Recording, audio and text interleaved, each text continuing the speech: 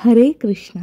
श्री कृष्ण गोविंद हरे मुरारी, हे नाथ नारायण वासुदेवा।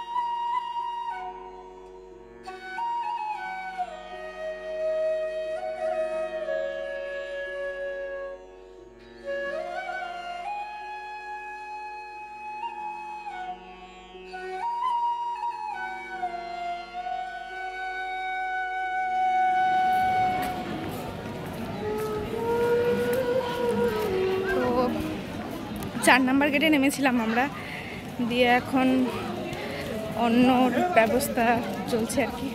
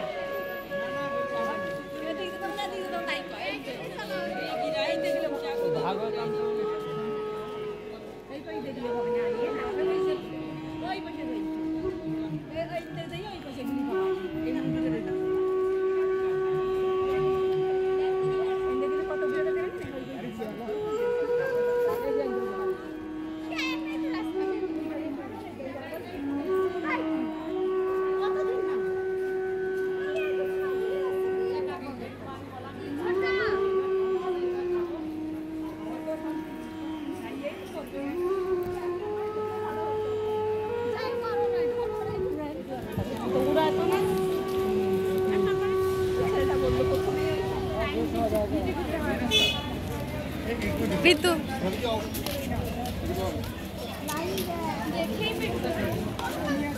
জায়গাটা খুবই ঠান্ডা।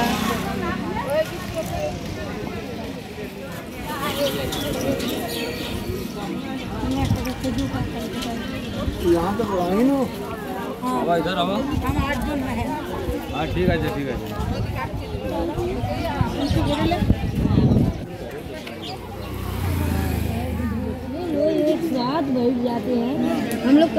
হ্যাঁ মা, ওখানে আমরা অন্নদানের প্রসাদ খাবো, তার জন্য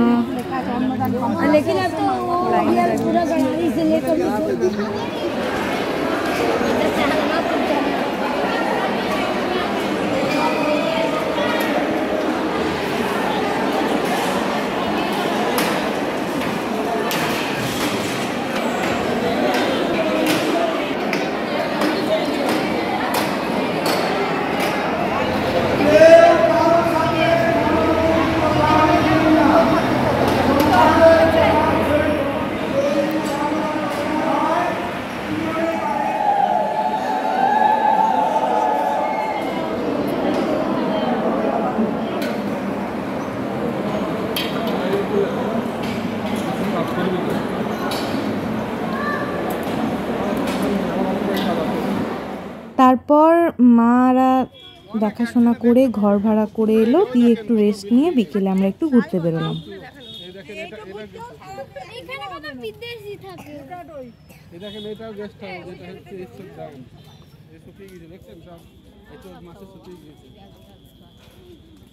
আমরা গদা ভবনে না গীতা ভবনে আমরা বিকেলবেলা আমাদের রাতের খাবারের জন্য টিকিট বুক করতে গেলাম। তো এত সুন্দর এই গেস্ট হাউসগুলো হয়, আমরা এখানে থাকার জায়গা পাইনি। একটু আগে থেকে মানে দুদিন আগে থেকে বুক করে রাখলে এখানে এসে ইনস্ট্যান্ট রুম পাওয়া যায়। আমরা এখানে এসে খোঁজ করেছি তো সেরকম পাইনি। তো রাতের খাবারের জন্য বলে আমরা আরেকটু ঘুরতে গেলাম। এখানে একজন চেনা পরিচিত ছিল, তার সাথে আমাদের 8 জন ছিলাম, টোটাল 8টা মহিলা। তো 8 জনের খাবার বুক করে আমরা ওনার সাথে গেলাম। এখানে থাকার নানান ব্যবস্থা আছে, নানান কুঠি আছে, ভবন আছে, মানে এরকম নানান সব আছে। তো এক এক জায়গায় এক এক রকম রেট, আপনি আপনার পছন্দ মতো বুক করে সেখানে থাকতে পারেন।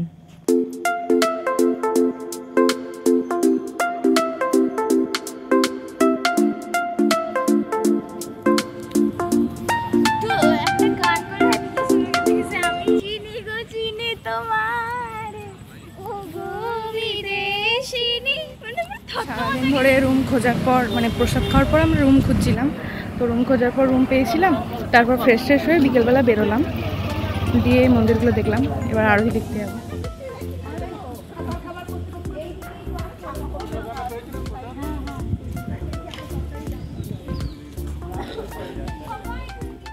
এখানে রেস্তোরাঁ, শপিং মল, গেস্ট হাউস তো আছেই, সবই মোটামুটি ছিল। কিন্তু হঠাৎ করে আপনি পাবেন না, একটু সময় লাগবে।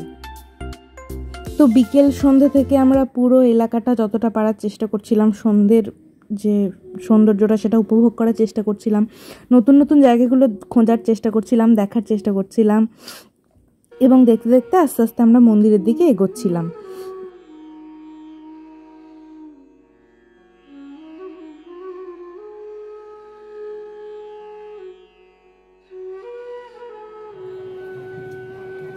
ঠাকুরের কৃপায় ওখানে দেখলাম প্রসাদ বিতরণ করছে, প্রায় দিনই করে ওনারা বলছিলেন, ওই চেনা পরিচিত যারা ছিলেন তপন দ্বারা। তো প্রসাদ নিয়ে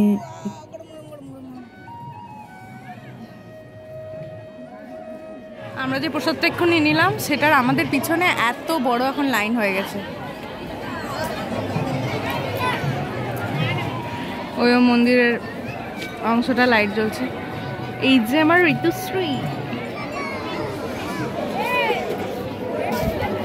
এগুলো গোশালা শপিং, মানে গরু রিলেটেড জিনিস পাওয়া যায়, ঘি, তারপর তপনদা, বৌদি এবং ওনার মেয়ের সাথে, ওনাদের গাড়িটা বড় ছিল কিন্তু তাও আমরা সবাই মিলে এতগুলো মানুষ ফিট করে নিয়েছিলাম।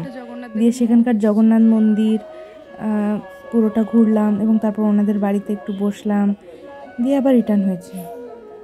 জগন্নাথ মন্দিরের প্রতিষ্ঠার কারণটা এখানে সুন্দর করে ব্যক্ত করা আছে, যে শ্রী চৈতন্য সমসাময়িক জগদীশ গাঙ্গুলি, বোধহয় জগদীশ গাঙ্গুলি নামে একজন ব্যক্তি তার শরীরের ক্ষমতা হারানোর জন্য পুরীর জগন্নাথ ধামে গিয়ে জগন্নাথ দেবকে দেখে আসার সৌভাগ্য করতে পারেননি, শরীরে এত অক্ষমতা চলে এসেছিল। তাই তিনি ভেবেছিলেন যে তিনি দেহত্যাগ করবেন। তো দেহত্যাগ করবে যখন ভাবেন, তখন হঠাৎ গঙ্গায় দেহত্যাগ করবে ভেবেছিলেন। তো তিনি এক স্বপ্ন পান যে গঙ্গাতে একটা কাঠ পাবেন তিনি, এবং সেই কাঠ গ্রামের পাশাপাশি একজন কুষ্ঠরোগীকে তাকে এটা ঠিক করাতে হবে, তার নামও বোধহয় বলে দেওয়া হয়েছিল, এবং সেই কুষ্ঠরোগী ঠাকুর বানাতে বানাতে তার হাত কিন্তু ঠিক হয়ে গিয়েছিল।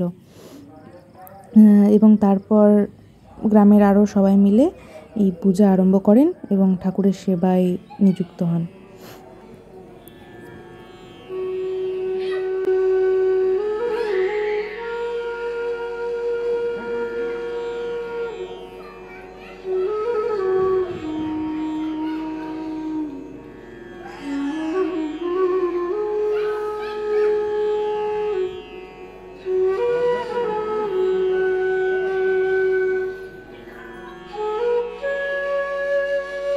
পার্ট 3 দেখার জন্য রেডি থাকো। এখানে গরমটা একটু বেশি লাগে, মন্দিরটা দেখাই।